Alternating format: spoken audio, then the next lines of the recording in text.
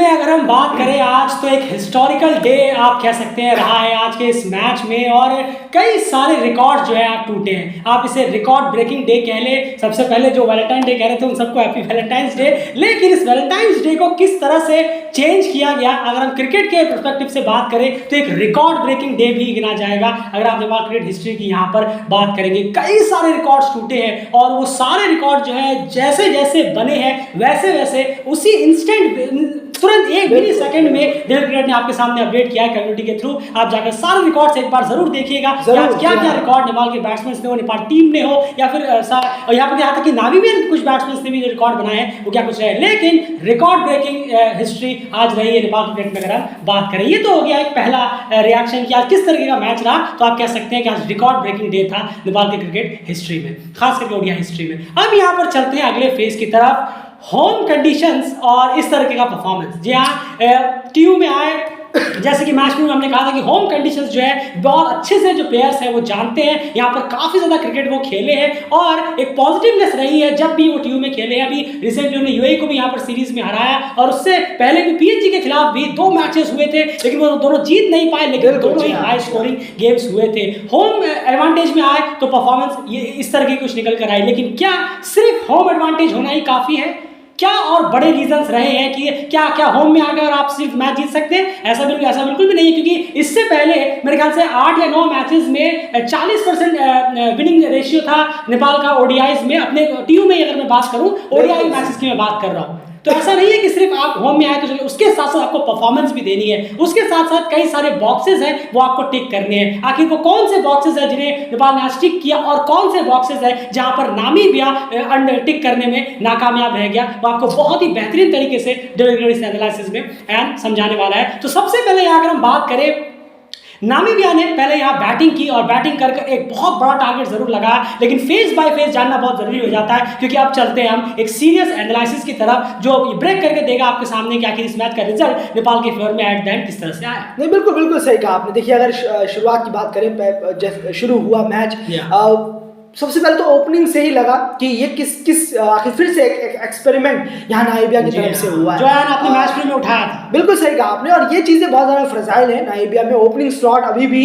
नहीं कर पाया है, पूरा नहीं हो पाया। आज भी हमने देखा, अगर हम बात करें, बिर्किनस्टोक और लोहा लॉरेंस आए और लोहा लॉरेंस आते के साथ ही थोड़ी देर बाद वो भी आउट हो गए पावर प्ले के अंदर। 44 रन टीम ने बनाए ज़रूर, यहाँ पर अच्छा स्कोर किया टीम ने, और 1 विकेट भी टीम ने गंवा दिया, लेकिन वही ओपनिंग बैट्समैन का फ्लॉप शो जारी है नामीबिया के लिए। और 43 डॉट बॉल्स यहाँ पावर प्ले में खेलने में कामयाब करवाया नेपाल ने, लेकिन उसके बावजूद भी यहाँ पर दूसरा ब्रेक थ्रू नहीं मिला। ये दाद देनी होगी नामीबिया को कि इतने डॉट बॉल्स खेली जरूर है आपने, रन बॉल आपने नहीं खेला, आप 43 बॉलें डॉट खेली, 44 रन भी बना दिए, 1 विकेट का सिर्फ नुकसान हुआ है, वरना इतनी डॉट बॉलें खेल के तो आराम से 2-3 विकेटें गिर जानी चाहिए थी नामीबिया की पावर प्ले। बिल्कुल, पावर प्ले की बात करें तो 71% डॉट बॉल्स नामीबिया ने खेली है अपने शुरू के 1 से 10 ओवर के बीच में, जो कि सबसे ज्यादा है उनके इस पूरे टेन्यूर में। क्योंकि अगले एंड फेज बाय फेज की बात करें तो 11 से 40 के बीच में नामीबिया के बैट्समैन का क्या हाल था और रन्स का क्या हाल था। बिल्कुल, अब क्या बात करनी है। खैर, अगर इस फेज को अगर हम देखें, 146 रन इस फेज पे बने हैं, टीम ने बनाए, और 3 विकेट सिर्फ टीम ने गंवाए।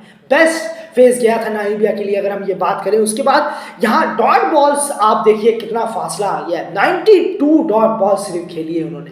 वाकई शानदार जो ड्रॉपिंग परसेंटेज आया है, सीधा गिरा है, और ये कमाल का ड्रॉप परसेंटेज रहा नामीबिया के लिए। मिड फेज में 146 रन और 3 विकेट यहाँ टीम पहुंची, और 190 के करीब टीम यहाँ पर 40 ओवर तक पहुंच गई। बिल्कुल, उसके बाद बात करें लास्ट फेज की, तो यहाँ पर जो डॉट का परसेंटेज है वो और ज्यादा गिर गया। सबसे पहले 71% फर्स्ट पावर प्ले में, बीच के पावर प्ले की बात करें तो 51%, और उसके बाद लास्ट में अगर बात करें डेथ फेस में 41 से 50 ओवर के बीच में, तो 14% सिर्फ डॉट बॉल्स यहाँ पर खेली है नामीबिया ने, जो कि हो जाती है 14 बॉलें। एंड लास्ट फेस में रन्स कितने आए? बिल्कुल 95 रन, 95 रन टीम ने जरूर बनाया, बेहतरीन रन रेट रहा, और इसमें एड ऑन हो सकते थे। जरूर यहाँ रन्स कम रहे हैं, 95 रन से और ज्यादा हो सकते थे यहाँ पर, लेकिन यहाँ पर वापसी की है, बात जरूर करेंगे आगे। 6 विकेट यहाँ पर नेपाल के बॉलर्स ने यहाँ गिरा दिए और टीम को ऑल आउट कर कर दिया पूरी नाइबिया की 287 पर 50 ओवर खेलने में नाइबिया कामयाब जरूर रहा। जी हाँ, 285 क्रॉस चेक करूंगा, 285 पे ऑल आउट हुए और लास्ट बॉल पे 10वां विकेट भी गया और पूरी की पूरी टीम जो है ऑल आउट हो गई 50 ओवर खेलकर। बहुत इंपॉर्टेंट फैक्टर यहाँ पर रहा है जो सबसे बड़ी कड़ी रही है, क्योंकि एनालिसिस में आपको ये समझना होगा कि कौन कौन से वो पहलू थे जहां पर नेपाल ने अपनी तरफ मैच किया है। वो पहलू बस अगले 2 मिनट में आपको समझाने वाले हैं, लेकिन उससे पहले बात की जाए नाइबिया की बैटिंग के। हमने बताया कि ओपनर्स जो है वो लगातार वो चेंज कर रहे हैं। पिछले 6 महीने में नाइबिया के लिए कभी ज़ेन ग्रीन ओपनिंग कर चुके हैं, कभी लॉफ्टी टॉन को ओपनिंग ट्राई किया जा चुका है, कभी अब यहाँ पर कल बेंकिंग स्टॉक को ले आए, कभी लिंजन को साथ में ले आते हैं, बहुत चेंजिंग चॉपिंग कर रहे हैं, वो फ्लॉप गए। लेकिन लिंजन और गिराट रासमस की वो पार्टनरशिप जो रही है वो बहुत शानदार रही है। कहना होगा विराट ने एक और बार डिसअपॉइंट नहीं किया। बिल्कुल बिल्कुल सही कहा, और ये बात हमारी सच साबित हुई। हमने मैच रिव्यू में कहा भी था ये कि कुछ प्लेयर, इन जैसे प्लेयरों को रोक पाना इतना आसान नहीं होता, और वाकई बता देनी होगी गिराट रासमस को। यहाँ आए, यहाँ कंडीशन में उन्होंने जाना नहीं, पहचाना नहीं, लेकिन जिस तरीके से अपने आप को अडेप्ट किया वाकई शानदार था। और यार 1.5 दिन पहले वो फाइनल खेल कर आ रहे हैं T20 लीग का, जो पिछले 1.5 महीने से चल रहा है। फ्लाइट से आए, प्रैक्टिस मिला नहीं, उसके बावजूद आकर शानदार 50, ये सब भी कंडीशंस देखिए कि क्या शानदार बैटिंग उनकी। बिल्कुल बिल्कुल सही, शानदार है, ये बयान करनी ही चाहिए। खैर जितनी तारीफ की जाए उतनी कम है। वहां पर एक पार्टनरशिप की जरूरत थी और उस पार्टनरशिप ने क्या फाइनल टचअप दिया है। इतना बड़ा स्कोर जो लगा नाइबिया के लिए, दाद देनी होगी लिंजन की, क्या इनिंग खेली है। सारी तरफ का रन आपने बटोरा है, सारे बाउंड्रीज आपने क्लियर किए, स्पिनर्स पर आपने अटैक किया है। वाकई में जो उनकी ताकत है, अगर हम बात करें सामने वाली टीम की, स्पिनर्स ताकत थे, आपने स्पिनर को अटैक किया। उन्होंने बैकफुट पे चली गई थी नेपाल। अगर स्पिनर पे हम बात करें, स्पिनर्स बिल्कुल इफेक्टिव नजर नहीं आए थे, बात जरूर करेंगे, लेकिन जिस तरीके से इन दोनों बल्लेबाजों ने मिड फेस में बल्लेबाजी की है, वाकई कमाल की बल्लेबाजी रही है। सिंगल्स लेना, डबल्स लेना, बाउंड्रीज लगातार मारते रहना, और मिड विकेट का बहुत इस्तेमाल किया है ऑस्ट्रेक का। बिल्कुल, गिराट रासमस ने मिड विकेट का बहुत ज्यादा इस्तेमाल किया है, ये आपने बहुत सही कहा। मिड विकेट को बहुत ज्यादा टारगेट किया है आज, अगर हम देखें इन दोनों की जोड़ी ने मिड फेस में अगर हम बात करें। बिल्कुल, तो यहाँ पर गिराट का विकेट गिरा और उसके बाद अगर हम बात करें यानी ये इन दोनों की अगर हम बात करें, उसके बाद जो लास्ट फेस रहा, अब चलते हैं उस फेस की तरफ। ये पहला मौका था जहां पर नेपाल ने वापसी की। जी हाँ, क्योंकि ये सबसे इंपॉर्टेंट मौका था, क्योंकि अगर हम देखें लास्ट के फेस में रन 95 नाइबिया ने जरूर बनाए हैं, लेकिन वो एक वक्त ऐसे पोजीशन पे थे कि वो 120-125 रन तक एक्सपेक्ट कर सकते थे। लेकिन लास्ट के फेस में ये वो पहला इंस्टेंट था जहां पर नेपाल ने अपनी तरफ मैच खींचने में कामयाब रहे, जब उन्होंने लास्ट के फेस में 6 विकेट गिरा दिए और लगभग 30 रन जो है, मेरे ख्याल से 25 से 30 रन उन्होंने कम से कम बचा लिए। लोअर ऑर्डर जो नाइबिया का लगातार अच्छा परफॉर्मेंस करता है, आज कहीं ना कहीं पूरी तरह से फ्लॉप रहा और उसका क्रेडिट जाएगा बॉलर्स को, जिनकी बात जरूर करेंगे आगे। नहीं, जरूर सही कहा आपने। सिर्फ ज़ेन ग्रीन अगर आप कहेंगे बस उन्होंने स्कोर किया है, बाकी शानदार वापसी की है। यहाँ पर सब मारने के लिए जा रहे थे, क्लियर नहीं कर पा रहे हैं बाउंड्रीज, लेकिन स्कोर को थोड़ा यहाँ पर जरूर बढ़ाना चाहिए था। जैसे ज़ेन ग्रीन ने जो क्लियर हिटिंग की है वो आज लोअर ऑर्डर से हमें देखने को नहीं मिली नाइबिया के लिए, वरना स्कोर शायद 300 या 305 यहाँ पर जरूर होता अगर लोअर ऑर्डर भी अच्छा फाइन टच करने में कामयाब रहता। बहुत फास्टली तौर पर यहाँ पर विकेट गिरे और नेपाल ने जबरदस्त तरीके से यहाँ पर आखिरी के डेथ, अगर आखिरी के 5-6 ओवर में तो और ज्यादा 5 ओवर की खास करके हम बात, बिल्कुल बहुत जबरदस्त वापसी की है अगर हम बात करें नेपाल ने आखिरी के 5-6 ओवर, वरना शुरू में बिल्कुल मिड फेस में और डेथ के 2-3 ओवर में बिल्कुल गेम में नहीं थे, लेकिन अचानक पूरी फोर्स के साथ करण केसी, और जरूर बात करेंगे आगे बॉलर्स के बारे में, उन्होंने बहुत शानदार तरीके से नाइबिया को रोके रखा 25। बिल्कुल, ये तो बात हो गई नाइबिया के एनालिसिस की, और ये हम आपको समझाया कि नाइबिया का जो ब्रेकडाउन रहा है एनालिसिस में वो किस तरह से रहा है। अब चलते हैं बॉलिंग फेज की तरफ, नेपाल के बॉलिंग फेज की तरफ। यहाँ पर कहना होगा एक और इंपॉर्टेंट कड़ी है, यहाँ पर संदीप की मैं बात करूंगा यहाँ पर, और उसके बाद करण केसी की बात करूंगा, सोमपाल की बात करूंगा। सोमपाल ने शुरू में फर्स्ट फेस में उनका रहा ठीक ठाक रहा, आप कह सकते हैं अच्छा गया, मेडिन गया, और करण केसी ने भी काफी ज्यादा इकोनॉमिकल रहते हैं। फर्स्ट फेस की बात कर रहे हैं जब उनका पहला स्पेल था, सोमपाल ने एक विकेट भी निकाला, इंपॉर्टेंट विकेट वहां पर निकाला। उसके बाद यहाँ आप सीधे सीधे चलते हैं मिड फेस की अगर मैं बात करूं तो स्पिनर्स जो है बहुत ज्यादा खर्चीले यहाँ पर साबित हुए, चाहे कुशल मल्ला की बात करें या फिर दिवेंद्र सिंह एरी भी उतने खास आज इफेक्टिव नहीं रहे। उसके बाद ललित राजवंशी वो बहुत ज्यादा रन के लिए गए, लेकिन यहाँ संदीप के लिए कहना होगा है वो आए और 12वें ओवर में आकर, मेरे ख्याल से 12वां ओवर था जब वो आए, और आते ही आते उन्होंने जो है एक विकेट, बहुत इंपॉर्टेंट विकेट वहां पर विकेट का विकेट जो है वो दिला दिया। लेकिन उसके बाद 12वें ओवर में 11.1 ओवर में जब संदीप को विकेट मिला, उसके बाद संदीप को जो अगला विकेट मिला यान, वो मिलते मिलते मेरे ख्याल से बहुत ज्यादा लेट हो गया था।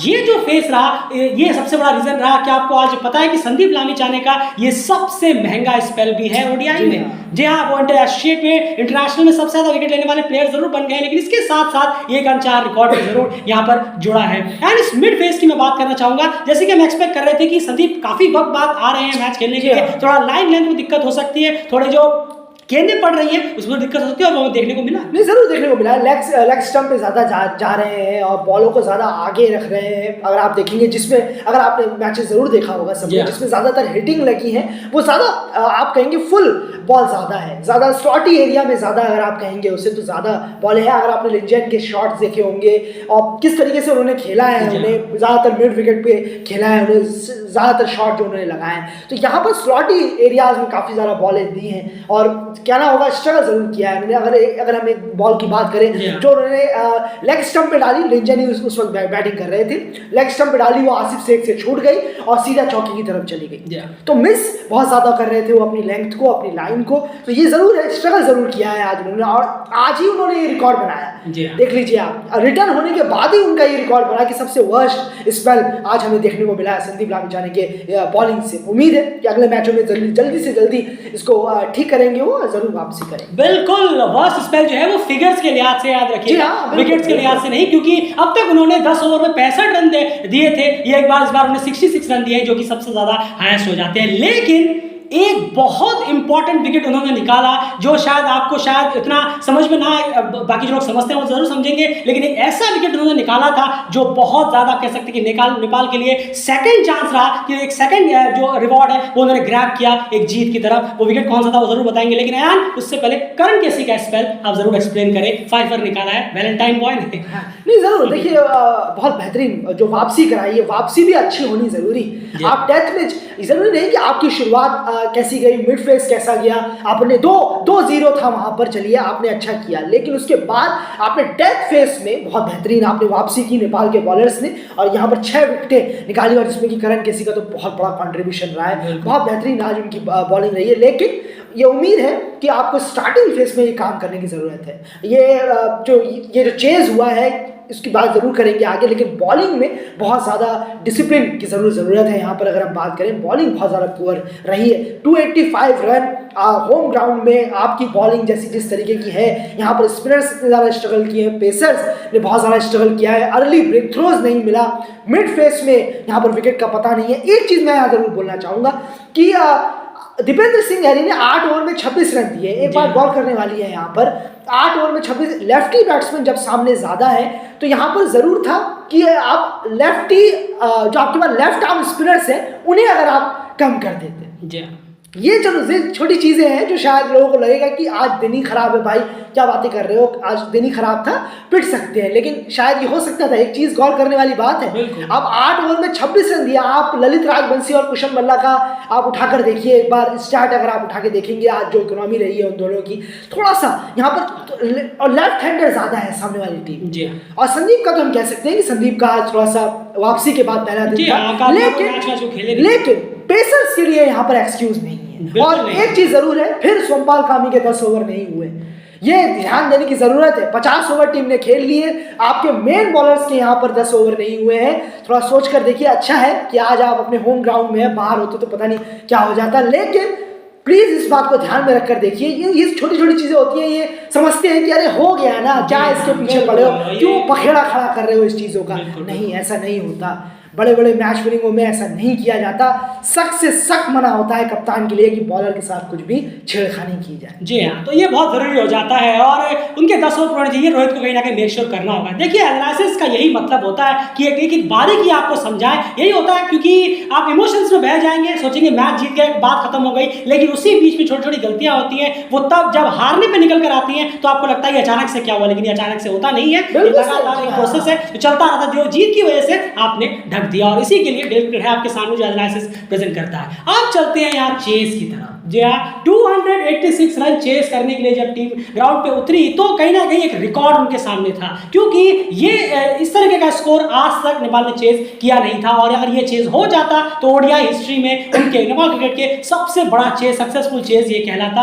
और कई सारे रिकॉर्ड जो है इस बैटिंग में भी टूटे हैं, बॉलिंग में भी टूटे थे, बैटिंग में भी कहीं ना कहीं टूटे हैं। अब यहाँ बात करें यार नेपाल के जो अगर फेस बाय फेस की बात करें तो वो कैसा रहा, पहले वो जान लेते हैं, फिर चलते हैं बैटिंग की तरफ। जरूर, फेस बाय फेस की बात करें तो यहाँ पर पावर प्ले की अगर हम बात करें तो 47 रन नेपाल ने जोड़े, बहुत शानदार रहा। और एक विकेट यहाँ नुकसान यहाँ पर उठाना पड़ा नेपाल को, शुरुआत में ही एकदम पहला विकेट मिला, बात जरूर करेंगे आगे। उसके बाद अगर हम डॉट बॉल्स की बात करें इस पावर प्ले में तो 44 डॉट बॉल्स टीम ने खेली यहाँ पर, 44 डॉट बॉल, लेकिन साथ में फिर रन्स भी किए।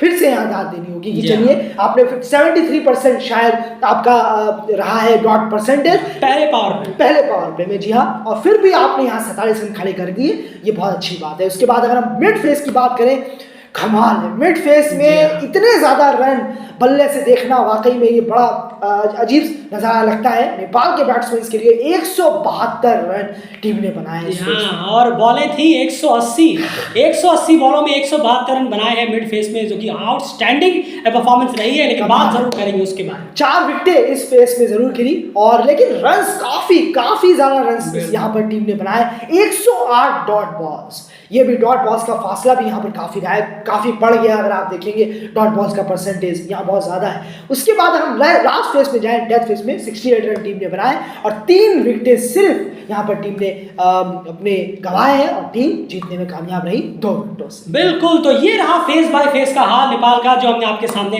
रखा। तो डेफिनेटली जो मिड फेस रहा है, जो कि ओडीआई में सबसे इंपॉर्टेंट फैक्टर रहता है, उसमें अगर आप देखेंगे तो नाइमिया का जो मिड फेस था वहां 146 रन आए थे, 3 विकेट गंवाए थे। और यहाँ पर नेपाल ने 172 बनाए उसी फेस में और 4 विकेट यहाँ गंवा दिए। विकेट जरूर गया, लेकिन आपने अच्छी खासी लीड ली है, 56, 60, 76, लगभग 26 रनों की यहाँ पर आपकी लीड थी, और जो कि चेस करते हुए बहुत ज्यादा इंपॉर्टेंट हो जाता है। ये बात गौर करने वाली बात जरूर है। अब यहाँ बैटिंग की तरफ चले आए, आसिफ और कुशल फाइनली ओपनिंग करने के लिए आए, क्योंकि जिनका भी दिमाग था उनको नीचे इस्तेमाल करने का बहुत ही वाहियात दिमाग था, और वो समझ नहीं आया। डेल क्रिकेट हमेशा से उसी के फेवर में रहा है कि चाहे जब से हम नेपाल क्रिकेट की वीडियोस बना रहे हैं कि कुशल और आसिफ ही वो पेयर है जिनको आप लगातार क्रिकेट वर्ल्ड कप में के सारे मैचेस में खिलाइए। आसिफ ने आज नहीं चले, लेकिन वो भी कई बार ये प्रूव कर चुके हैं। और कुशल अगर आप एवरेज देखेंगे तो उनका जब ओपनिंग आता तो उनका एवरेज बहुत बेहतर था बजाय इनके लास्ट 6-7 मैचेस के। आसिफ बोल्ड हो गए, वो बॉलिंग की बात जरूर होगी, बहुत बेहतरीन बॉल थी, वहां बॉल को क्रेडिट देना होगा। लेकिन उसके बाद यहाँ पर एंट्री हुई ज्ञानेंद्र मल्ला की, और वहां पर एक अच्छी स्टडी पार्टनरशिप भी हुई है, छोटी पार्टनरशिप हुई है, लेकिन उसमें हमें ये नहीं करना कि नहीं ज्ञानेंद्र मल्ला कुछ नहीं थे और रोहित और उसने किया। डेफिनेटली उस पर भी आएंगे, लेकिन इस छोटी सी पार्टनरशिप पे भी गौर जरूर करिए। एनालिसिस में सुनने का यही तो एक बारीकी अंदाज है। नहीं, जरूर 50 रन की पार्टनरशिप हुई, आप उसे मजाक नहीं समझ सकते। 3 रन पे पहला विकेट गिरा, अगर हम बात करें नेपाल का, उसके बाद 50 रन की यहाँ पार्टनरशिप हुई दूसरे विकेट के लिए। तो अगर ये पार्टनरशिप नहीं होती, मिड फेस की यही तो खासियत है, आपको पार्टनरशिप बिल्डअप करके देना है और थोड़ी सी जल्दी भी करके देना है जरूर, क्योंकि आप बहुत बड़ा टारगेट चेस कर रहे हैं, और जो किया भी बिल्कुल किया है, बखूबी किया है, इसमें कोई दरार नहीं है। और ज्ञानेंद्र मल्ला 25 रन बनाकर यहाँ पर आउट, उन्होंने साथ जरूर छोड़ा, लेकिन चलिए 50 रन की आपने पार्टनरशिप जरूर की। ऐसा नहीं कि आप मझधार में छोड़ के चले गए कि आपने डॉट बॉल्स भी खेल दी, फिर रन्स भी आपने नहीं किए। आज कम से कम ये शिकायत आपसे नहीं रही, बिल्कुल नहीं रहेगी। इसलिए हमने कहा कि जहां पर इंपॉर्टेंट फेस है, जहां पर किसी प्लेयर ने कुछ किया है, तो आप उसको नजरअंदाज मत करिए। ये डेल क्रिकेट की हमेशा राय रहती है, भले वो कंट्रीब्यूशन कितना भी छोटा हो, लेकिन ये देखिए कि क्या वो इफेक्टिव था। बिल्कुल इफेक्टिव था, क्योंकि एक विकेट इतनी जल्दी 2-3 रन के अंदर एक विकेट यहाँ पर गिर गया था नेपाल का। उसके बाद यार उनके जाने के बाद एक्सपेक्टेशन थी कि शायद इनिंग को थोड़ा बड़ा करेंगे ज्ञानेंद्र मल्ला, लेकिन चलिए उम्मीद रहेगी अगले मैच में, क्योंकि अभी भी और 3 बड़े मैचेस आने बाकी है। रोहित की एंट्री हुई, एंड मैच में आपने एक चीज कही थी कि रोहित और ज्ञानेंद्र में से रोहित वो प्लेयर कहीं ना कहीं होने चाहिए जो नीचे तक जाए, और अगर वो जाते हैं तो बेहतर रहेगा। और एक चीज और यहाँ पर हमने कही थी, आपको याद होगा मैच रिव्यू में, कि अगर कोई ओपनर ही ऊपर से नीचे तक, जिन्होंने गौर से सुना है मैच में वो सब जानते हैं कि सचिन ने कही है या फिर नहीं, अगर कोई ओपनर ऊपर से नीचे तक जाता है तो फिर आप एक बड़ा स्कोर देखेंगे और बड़ा चेस देखेंगे, बड़ा स्कोर देखेंगे, ये हमने कहा था। और आप देखिए रिजल्ट आपके सामने, क्योंकि ओपनर जो है उनका खेलने का जो स्टाइल होता है वो इसी तरीके का होता है। एंड रोहित और कुशल की इस पार्टनरशिप को आप कैसे एक्सप्लेन करेंगे आज? शॉट्स वगैरह सब कुछ। वाकई शानदार शानदार पार्टनरशिप। अगर आप देखेंगे स्ट्राइक रेट को, आप देखिए, सबसे बड़ी बात यही होती है कि आप स्ट्राइक रेट को चेक कर सकते हैं बैट्समैन का कि किस स्ट्राइक रेट से यहाँ वो खेल रहे थे। आप कुशल गुरुतल को देखिए 100 के स्ट्राइक रेट से, 101, और रोहित को देखेंगे 90 के स्ट्राइक रेट से उन्होंने, वो हमेशा ही उसके ऊपर ही रहते। तो वाकई, और ये कमाल की बात है कि मिड फेस पर आकर आप रन्स कर रहे हैं, लेकिन आप आखिर रन्स कितनी तेजी से निकाल रहे हैं, आप निकाल पा रहे हैं या नहीं। और इसका सबूत है 172 रन टीम नेपाल ने आज मिड फेस पे बनाए 180 बॉलों में, और इनका फुल क्रेडिट जाता है यहाँ पर इन दोनों बल्लेबाजों को। 130 रन की तकरीबन पार्टनरशिप इन दोनों बल्लेबाजों ने की मिड फेस। जी हाँ, और ये इसमें भी इन्होंने कहीं 133 रन की पार्टनरशिप हुई है, जो बहुत रिकॉर्डफुल है। बहुत सारे रिकॉर्ड है जो हमने ऑलरेडी डाले हैं कम्युनिटी में, जाकर जरूर चेक करिए। बिल्कुल बिल्कुल। और फिर उसी को मैं आगे कर रहा था कि बाउंड्रीज यहाँ पर आप चेक करिए, क्योंकि इन दोनों ने बाउंड्रीज कितनी लगाई है, आप भागे कितना है बिटवीन द विकेट, आप रन्स कितना भागे, सिंगल्स कितना ले रहे हैं, आप बिजी कितना है, और अटैक भी कर रहे हैं। जब बड़ा टारगेट है तो खाली आपको ये नहीं, आपको खराब बॉलों पर अच्छी आस देखकर लगा है कि हाँ, खाली दिमाग में ये नहीं है कि हमें बस विकेट बचाना है, हम बड़े टारगेट की तरफ जा रहे हैं, हमें रन्स भी करने हैं, हमें एरियाज ढूंढने हैं रन्स के, और ये हमें दिखा है। जी हाँ, और 133 रन दोनों ने साथ जोड़े हैं, उसमें से 80 रन करीब करीब जो है वो बाउंड्रीज से हैं। आप देख लीजिए। तो ये मैं कह रहा हूं आपसे कि एरियाज आप आज ढूंढे हैं इन बल्लेबाजों ने। अगर हम बात करें कि रन्स कहां से हमें मिलेंगे, और ऐसा नहीं है कि आप सीधा सीधा आप खेल रहे हैं, जो कि हमें देखने को मिला था, कई बार हम देख चुके हैं कि सीधा आप अच्छी बॉलों को भी, जो माफ कीजिएगा खराब बॉलें हैं, उन्हें भी आप डिफेंड कर रहे हैं। जी हाँ। लेकिन आज हमें यहाँ पर ये देखने को नहीं मिला। आज बहुत बेहतरीन एग्जाम्पल सेट किया है कुशल और रोहित ने, बाउंड्रीज चेक की, क्लियर किया, गैप देखा, रन्स ढूंढे, सिंगल ढूंढ रहे हैं आप, कट मार रहे हैं आप, स्क्वायर पे ज्यादा खेल रहे हैं आप, स्वीप आपने खेला, जबरदस्त तरीके से बैटिंग हुई है, प्रॉपर बैटिंग हुई है। अगर हम मिड फेस की बात करेंगे तो बिल्कुल आज काफी बेहतरीन बैटिंग लगे थे। जी हाँ, बॉलिंग में भी जरूर चलेंगे। उसके बाद रोहित का जब विकेट गिरा और कुशल की जो इनिंग रही है वो बहुत ही ज्यादा शानदार रही है। पहले प्लेयर बने हैं वो क्रिकेट वर्ल्ड कप में नेपाल के सेंचुरी मारने वाले, डेफिनेटली बहुत शानदार इनिंग, बहुत हाई रेटेड इनिंग रहेगी। भले ही ये आपके होम एडवांटेज उससे कोई फर्क नहीं पड़ता, आपका होम आईसीसी इवेंट है, उससे कोई फर्क नहीं पड़ता, होम में हो कहीं पे भी हो, आईसीसी इवेंट आपने मारा। और सबसे इंपॉर्टेंटली सेंचुरी मारना कोई हलवा नहीं है। ऐसे नहीं कि कोई बैट्समैन आया मुंह उठा के तक मार दिया, चाहे आप होम में हो चाहे कैलिबर चाहिए, उसके लिए कैलिबर चाहिए, जो फाइनली जो डेल क्रिकेट को लगातार आपने दिखा है। इसलिए हम हमेशा आपके फेवर में रहे हैं पहले से भी, और आगे भी बने रहेंगे। भले आप अगले में 0 पे आउट हो जाए उसके बाद में, लेकिन नहीं, ये आप पे वो जो लगता है, वो दिखता है डेल क्रिकेट को कि कुशल गुरतैल ही वो प्लेयर है, कुशल और आसिफ ही वो प्लेयर है जो नेपाल के साथ लंबे वक्त तक के लिए ओडीआई में ओपनर रहने चाहिए। अब रोहित का विकेट गिरता है, एक शॉर्ट बॉल में पुल खेलते हुए रोहित का विकेट गिरता है। उसके बाद जो चीजें यहाँ पर घटी हैं, कुशल मल्ला है, मेरे ख्याल से वो मैच का जो प्रेशर है वो हैंडल नहीं कर पाया। लगातार 10-11 बॉल उन्होंने 8-9 बॉल डॉट खेली और एक चौका मारा, उसके बाद उनका भी जो है विकेट चला गया। उसके बाद यहाँ पर आते हैं दीपेंद्र सिंह यारी, एंड इससे बेहतर प्लेटफॉर्म क्या हो सकता था उनके लिए कि इस जगह पर आकर वो एक बेहतरीन इनिंग खेलकर मैच को खत्म करके लेके जाते हैं। जरूर देखिए, डेफिनेटली बहुत डिसअपॉइंटिंग हुआ। अब आप यही देखिए, अब यही चीजें गौर करने वाली है।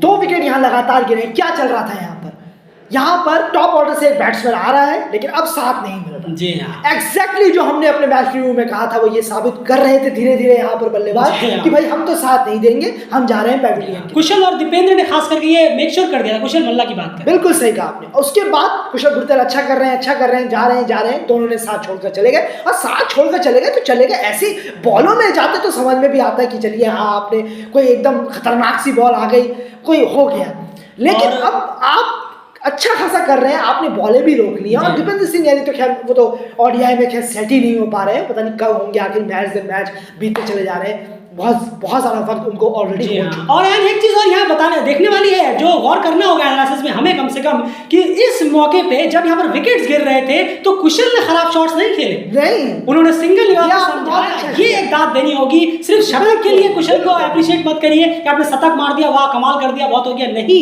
ये छोटी छोटी बारीकी भी रही है। जब कुशल और दीपेंद्र लगातार 2 विकेट गिरे तब उन्होंने अपना आपा नहीं खोया, और वहां पर ये नहीं कि चलना जल्दी खत्म करता हूँ, कैसे भी नीचे तक लेके जाता हूँ, नहीं, वो लास्ट तक गए। और और यही बहुत शानदार इनिंग, ये क्वालिटी इनिंग ये दर्शाती है उनकी। उसके बाद यहाँ पर आया संदीप जोरा, उन्होंने एक अच्छी इनिंग जरूर खेली क्योंकि उनके लिए 70 करीब रन बचे थे और एक तरह से आप कह सकते हैं उनके लिए टी20 का माहौल टाइप का हो गया था, क्योंकि टी20 में 120 बॉलें होती है, उससे भी कम बॉलें करीब करीब बची थी और 70 के आसपास का रन उन्हें चाहिए था। और संदीप जोरा ने वहां पर एक 28 रन के करीब मेरे ख्याल से एक अच्छी इनिंग खेली जो बहुत क्रूशियल रही इनिंग की। उनको जिस माहौल में वो अभी रिसेंटली खेले हैं उसी माहौल के हिसाब से उन्हें बैटिंग मिली जो दीपेंद्र को भी मिली, लेकिन वो इसे कर नहीं पाए। संदीप ने अच्छा खेला, बस एक छोटी सी शिकायत कि इस चीज को वो अगर लास्ट तक लेके जाते तो और बेहतर, उनको खुद को भी कहीं ना कहीं कॉन्फिडेंट बूस्टर उनके लिए होता कि यार मैं मैच फिनिश करके आया हूं, मैच जिता कर आया हूं। बस ये एक छोटी सी शिकायत संदीप से जरूर रहेगी। उसके बाद अयान जो बचा कुचा काम है वो करण केसी ने किया, बहुत क्रूशियल है, फाइवर भी लिया, 20 रन भी लिया। मेरे हिसाब से ये पता नहीं गलत होगा सही होगा, मेरे हिसाब से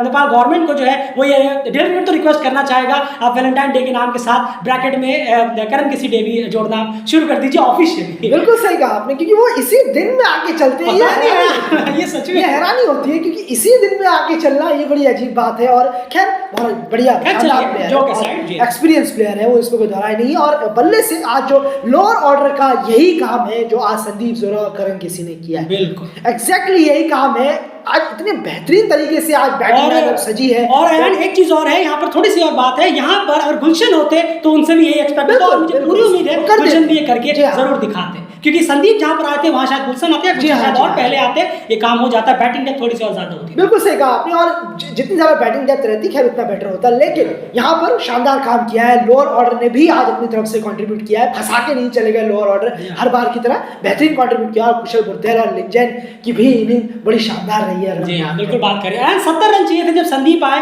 संदीप जोरा की मैं बात कर रहा हूँ, और संदीप और करण केसी ने मिलकर 48 रन मारे हैं 70 रन में से। यही कहानी बता देती है कि लोअर ऑर्डर ने आज नेपाल कितना बेहतर काम किया है। And over to Namibian bowlers, क्योंकि अब बारी आ जाती है कि बॉलिंग डिपार्टमेंट में आखिर क्या हाल रहा, क्या वो कमी आपको नजर आई कि आज बॉलिंग डिपार्टमेंट जो है इसको एक टक्कर के रूप में नहीं दे पाया। लास्ट में थोड़ा सा हलचल जरूर हुई, लेकिन तब तक बहुत देर हो गई थी, खास करके कुशल और रोहित की जो पार्टनरशिप। नहीं जरूर देखिए, आप विकेट यहाँ नहीं निकाल पाए, आप चेस आप करने जा रहे हैं, लेकिन आपको माफ कीजिएगा सॉरी डिफेंड करने जा रहे हैं, लेकिन आपको विकेट्स निकालने की जरूरत है। मिड फेस में काफी ज्यादा रन्स आए, अगर मिड फेस में कंट्रोल कर पाता नामीबिया तो यहाँ डेफिनेटली नेपाल फंस जाता। एंड बर्नल स्कॉट्स को कहीं ना कहीं आपको कहना होगा। जी हाँ बिल्कुल बिल्कुल कहना होगा, जिस तरीके से, क्योंकि उन्हें विकेट्स निकालने की जरूरत थी। 50 रन दे डाले, बिल्कुल पहले ओवर में ही उन्होंने विकेट निकाला, मैडिन भी डाल दिया एक पूरा और विकेट भी निकाल के गया। लेकिन उसके बाद जिस तरीके से आज नेपाल के बैट्समैन ने आज फेल कर दिया नामीबियन बॉलर्स को, मानना होगा, दाद देनी होगी, दाद मेरे ख्याल से कुशल और रोहित को देनी होगी। बिल्कुल बिल्कुल सही, क्योंकि मिड फेस में सब खत्म हो गया। आप अगर वहीं पूरा मैच था, ज्ञानेंद्र मल्ला ने भी एक 50 रन की पार्टनरशिप वहां पर की, वो एक पॉइंट था। उसके बाद कुशल रोहित ने तो खैर कुछ छोड़ा ही नहीं, उसके बाद भी कुछ फंसा हुआ मैच था, लेकिन वहां पर भी लोअर ऑर्डर ने कमाल की इनिंग खेली। तो यहाँ पर कहना होगा विकेट्स आप नहीं निकाल पाए, उस लाइन उस लेंथ पर आप बॉल नहीं रख पाए, जबकि नेपाल बैट्समैन ने लेफ्ट हैंड बॉलर्स को इतना खेला नहीं, जिसका फायदा नामीबिया उठा नहीं पाया। क्यों? सही लाइन और लेंथ के मुताबिक अगर आप बॉल रखते, डिसिप्लिन रहते, और I think body to body अगर ज्यादा रखते तो बेहतर होता। जी हाँ, यह क्लियर आपने बहुत सही कहा कि जो लेफ्ट हैंड बॉलर्स थे नामीबिया के, जो पेसर्स थे, उन्होंने लेंथ सही नहीं रखी है। अगर यहाँ पर कोई अगर बहुत बड़ा हमारे सामने कोई इक्विपमेंट होता तो हम आपको पिच करके दिखाते हैं, स्पॉट लाइन जो दिखाते हैं, हॉटस्पॉट वगैरह, कि करीब 60 से 70 बॉलें लेंथ से हटके थी, जो एक लेफ्ट आर्म पेसर की लेंथ होनी चाहिए उससे हटके थी, जिसका लेकिन उसका फायदा भी उठाना जरूरी है, जिसका फायदा कुशल और रोहित ने बहुत शानदार तरीके से उठाया। नहीं जरूर, और यहाँ पर एक बात जरूर गौर करनी होगी कि यहाँ ऑप्शंस नजर नहीं आ रहे थे ग्रैंड एरास्मस को। जी हाँ, ये नेपाल बैट्समैन ने आज कमाल का परफॉर्म किया है कि ऑप्शंस नहीं छोड़े आपने। आप तीन अगर आप देखेंगे, ट्रम्पलमैन, लुंगामिनी और बर्नर स्कॉट्स, इन तीनों ने 10-10 ओवर डाले हैं। इसके अलावा अगर आप देखेंगे सब स्ट्रगल करते हुए नजर आए। क्यों? क्योंकि उन्हें ग्रैंड एरास्मस को कोई ऑप्शन नजर नहीं आ रहा। 11 में से 8 बॉलर ने बॉलिंग करा दी, तो यहाँ पर बिल्कुल फेल नजर आया। नामीबिया के बॉलर्स के लिए एनालाइज करने के लिए यहाँ जरूर कुछ नहीं है। आपने बॉडी टू बॉडी रखते, यहाँ जरूर फायदा होता। आप लाइन और लेंथ अपनी कंट्रोल में रखते। आपके पास लेफ्ट हैंडेड का ऑप्शन था, आपने उसे ज़ाया कर दिया, उसे बर्बाद करके रख दिया। क्योंकि नेपाल के बैट्समैन को इतनी आदत नहीं है लेफ्ट हैंडेड पेसर खेलने की, लेकिन आज आप अगर थोड़ा डिसिप्लिन होते तो वो शायद स्ट्रगल करते। लेकिन नेपाल के बैट्समैन ने आज जबरदस्त पारी खेली है, जबरदस्त इनिंग खेली। जी हाँ, जैसे मैंने पहले ही कहा कि 60 से 70% जो लेंथ होनी चाहिए लेफ्ट आर्म पेसर्स की एक राइटी बैट्समैन के लिए वो दूर दूर तक नहीं थी नाइबा की, लेकिन उसमें भी सामने वाले बैट्समैन को अच्छे शॉट्स खेलने थे, कंट्रोल करना था और उसका फायदा भी उठाना था, क्योंकि ऐसे नहीं कि आप कुछ भी बल्ला चलाएंगे तो विकेट नहीं मिलेगा। वो कुछ भी बल्ला चलाना वो आज कुशल और रोहित ने बिल्कुल भी नहीं किया है। और मैं कुशल के लिए बहुत खुश हूं कि जब कुशल और मल्ला और दीपेंद्र सिंह एरिया आउट हुए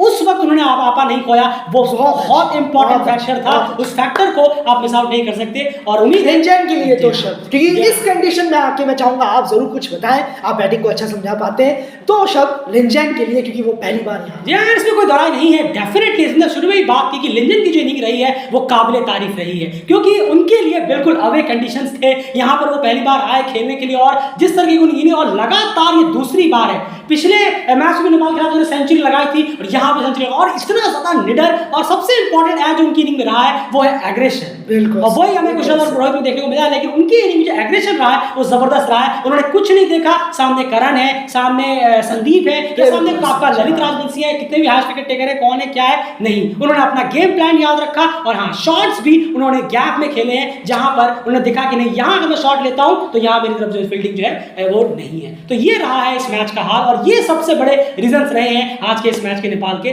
जीतने के। तो सिर्फ होम एडवांटेज नहीं, होम एडवांटेज को आप क्रेडिट दे रहे हैं वो अच्छी बात है, लेकिन उसके साथ साथ जो प्लेयर्स ने मेहनत करी है, जो इंटेंट दिखाया है, जो चीजें हमने आपको बताई, ये सबसे बड़े रीजंस रहे हैं आज के इस मैच को जीतने के। फिलहाल इस एनालिसिस में इतना ही, उम्मीद है कि आपको इतना एनालिसिस पसंद आएगा। इस तरह से डीप एनालिसिस शायद ही आपको कहीं मिले, डेल ट्रेड आपके लिए लगातार प्रोवाइड कराता रहता है। बाकी कई सारे रिकॉर्ड्स टूटे हैं, जाकर एक बार कम जरूर चेक करिए। उसमें से एक रिकॉर्ड तो यही है कि highest successful ODI run chase Nepal ने कर डाला। अपनी राय कमेंट्स बॉक्स में जरूर करिए, वीडियो को शेयर करिए और लगातार बने रहिए के चैनल सब्सक्राइब करिए, क्योंकि लगातार इंटरेस्टिंग कवरेज जो है वो लगातार जारी रहेगी। और कल मैच है एक और जबरदस्त, स्कॉटलैंड वर्सेस नामीबिया, दो विजिटर्स के बीच में। बाय।